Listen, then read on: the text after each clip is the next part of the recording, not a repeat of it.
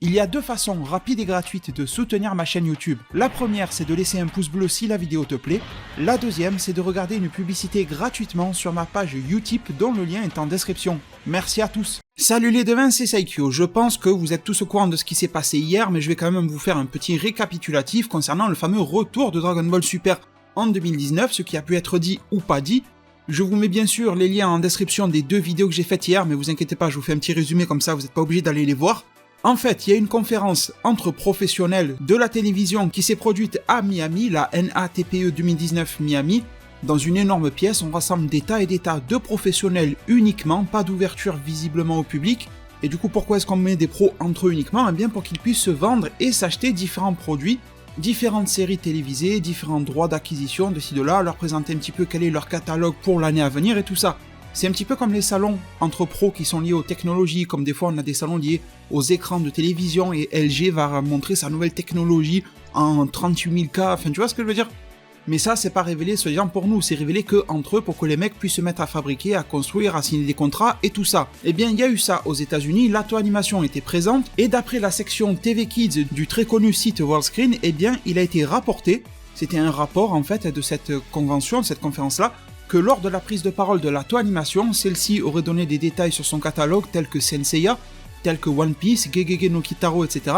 Mais que Lato Animation aurait aussi prétendu être en train de produire de nouveaux épisodes de la série Dragon Ball Super, sans préciser pour quand ça sortirait, ni en précisant par qui ça serait fait, genre Shintani ou quoi, et sans préciser quel arc ça pourrait être, Broly, Moro ou un tout nouveau. Aucune précision, juste le fait que de nouveaux épisodes étaient en cours de préparation.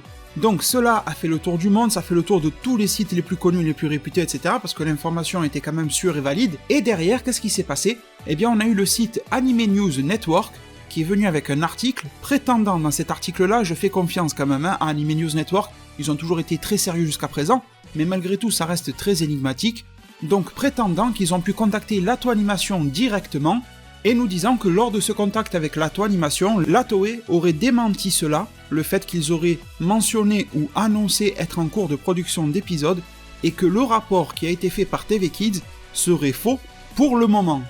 Donc vous comprenez que c'est une phrase qui s'auto-contredit, dans le sens où non, on fait rien pour le moment, vous voyez ce que je veux dire ?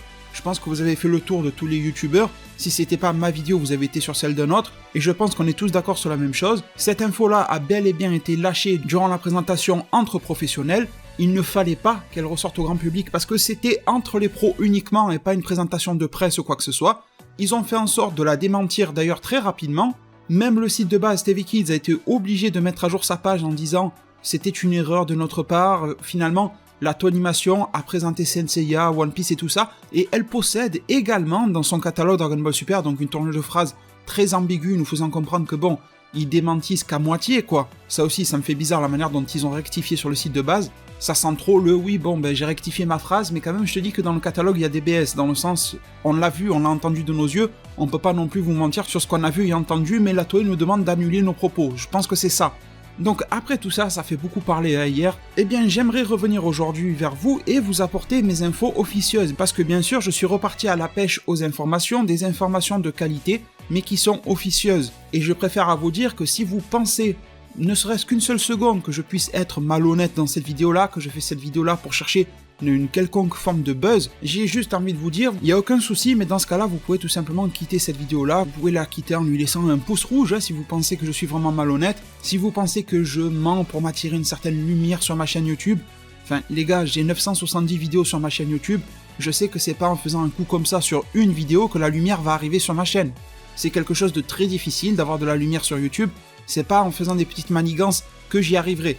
Bref, ce petit disclaimer étant fait, j'espère en tout cas que maintenant on est en confiance, vous et moi, parce que malheureusement, l'officieux c'est de l'officieux, et les sources officieuses ont leurs contraintes. Vous le savez très bien les devins, je vous ai déjà présenté, je vous avais parlé de Gogeta, SSJ Blue, forme de base pour le film Broly, ça s'est bien sûr réalisé.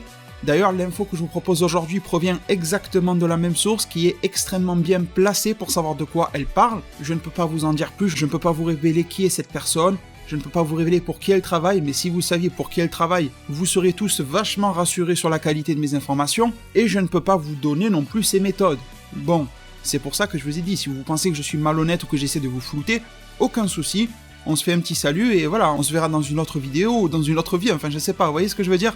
Donc cette vidéo sera sûrement et probablement très redondante dans les informations par rapport à celle que j'ai pu faire il y a un peu plus d'1 mois maintenant, qui s'appelait Retour de l'animé DBS en 2019, info officieuse, parce que en fait, suite à la pêche aux informations que j'ai réalisées entre cette nuit et aujourd'hui, eh bien ce sont les mêmes informations qui me parviennent, sauf qu'elles me parviennent avec un tout petit peu plus de détails, donc c'est pour ça que je vous dis que ça va être répétitif, mais c'est tout à fait optimiste, parce que ce que je m'étais avancé à vous dire il y a 1 mois, haut et fort, et je l'assume toujours, c'est que bel et bien la série Dragon Ball Super va revenir en animé en 2019, et que c'était quelque chose de sûr et certain en interne côté Toei Animation. Alors pour parler en langage Game of Thrones, je vais parler, comment il s'appelle là, l'eunuque, là je me rappelle plus, il me dit j'ai des petits oiseaux qui viennent me parler, ben les petits oiseaux qui viennent me parler me confirment les mêmes choses, en étant encore un peu plus insistant par rapport à cela. Toujours dans la même lignée, ma source me confirme également que certains épisodes seraient déjà dans un bel état d'avancement en termes de production. Il n'y en aurait pas énormément qui seraient sur le feu, donc je sais pas, ça serait de l'ordre de 1, 2, 3, un truc comme ça. Ils ne seraient pas encore prêts, mais ça serait en bonne voie. Donc ma déduction à partir des infos que je vous donne ici, les devins, c'est que dès que le marketing du film Broly s'essoufflera de manière naturelle, parce que le film sera sorti, etc., un petit peu partout dans le monde, eh bien ils vont embrayer sur une communication officielle et publique sur cette fameuse nouvelle série.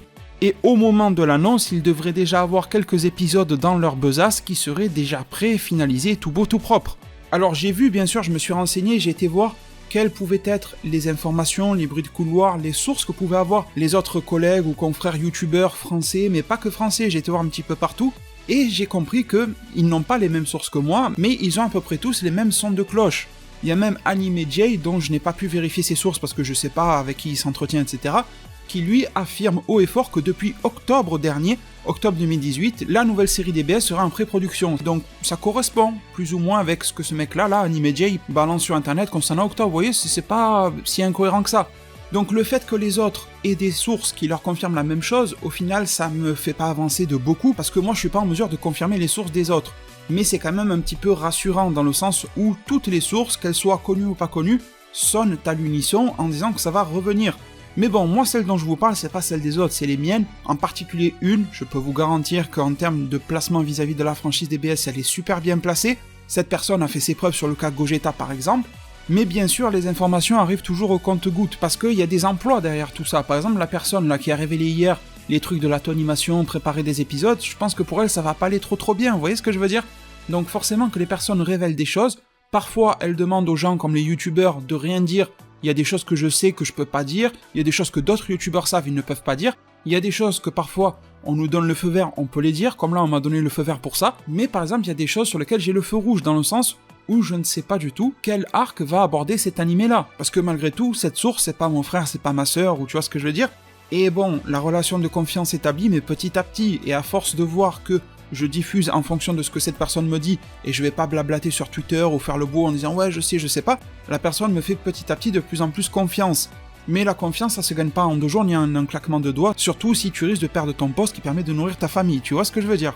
Donc il y a beaucoup de contraintes, c'est une information qui sera peut-être un peu floue pour vous, mais c'est pour ça que j'ai prévenu en début de vidéo que si c'était pas quelque chose qui vous tentait l'officieux, fallait quitter la vidéo. Je l'avais dit dans un live, j'en ai parlé très brièvement à certaines personnes en privé, etc. Mais j'ai pas révélé quoi parce que j'ai donné ma parole de pas le faire.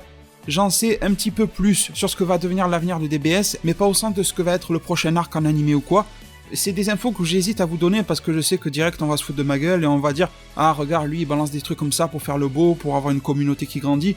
Enfin bon, ça c'est fatigant à force, mais bon. Mais oui, j'en sais un petit peu plus. Comment vous résumer ça? Je dirais que je connais quelles sont les grandes lignes directrices qui sont ressorties en termes d'intention et de planning côté Shueisha et côté Toei Animation. J'ai pas un scénario précis entre les mains, mais je sais en termes d'arc, en termes de direction artistique, de direction scénaristique, vers quoi va se tourner la franchise DBS après l'arc Moro. La seule chose que je peux vous dire, pour ne pas griller mes sources, c'est que ça sera quelque chose d'ultra fanservice.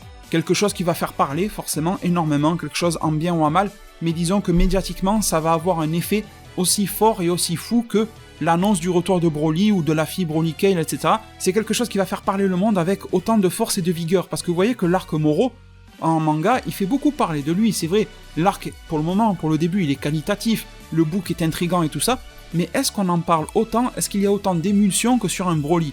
Non, Non, non, c'est clair et net, parce qu'il y a certains éléments qui en termes de commerce marchent mieux que d'autres, et ce que je sais c'est que la Toei et la Shueisha veulent profiter de ce phénomène-là, et vont nous proposer des arcs qui vont reposer énormément sur la base du fanservice. Attention, fanservice, c'est pas un mot à diaboliser, le fanservice peut être très très cool.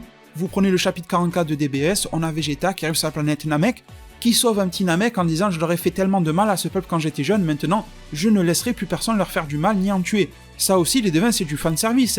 Il y a beaucoup de belles choses dans le fanservice. On a beaucoup rabaissé ce mot-là dernièrement parce qu'il y a eu beaucoup d'itérations de fanservice qui étaient bof, mais le fanservice, si c'est bien écrit, c'est quelque chose qui t'en met plein les yeux et qui te laisse sans voix. Donc attention, je suis pas en train de dire que ça va devenir marketing pur, il y aura aucune bonne idée ou quoi. Ce sera marketing bien sûr, mais il y aura encore de très bonnes idées. Mais la Toei et la Shueisha, mais surtout la Toei, veulent rentabiliser tout ça, le rentabiliser encore plus, faire augmenter les bénéfices, et ça va reposer énormément sur le fanservice après l'arc Moro. Bon les devins, j'ai fait le tour de tout ce que j'avais à dire et de tout ce que je pouvais vous dire. Dès que je pourrai débloquer quelques informations, je vous les balancerai. Dès qu'on aura des annonces officielles, je pense que ça sera le top, plutôt que de l'officieux. On fait avec ce qu'on peut, avant d'avoir de grosses révélations officielles et surtout publiques, parce que là hier c'était entre pros et tout ça, c'était un petit peu bizarre. Je remercie toutes les personnes vaillantes qui sont restées jusqu'à la fin de cette vidéo-là. Une grosse pensée pour vous, bien sûr une pensée pour toutes les personnes qui auront visionné cette vidéo-là de manière générale. Merci à ceux qui m'accorderont leur soutien et leur confiance. Je sais que c'est pas facile de croire quelqu'un, et encore moins sur internet en 2019, je le sais, j'en suis conscient. Merci à tous ceux qui auront le cœur pour soutenir sur la page Utip et avec un petit pouce bleu pour le référencement. Prenez tous très bien soin de votre futur, et à plus pour de prochains arts divinatoires.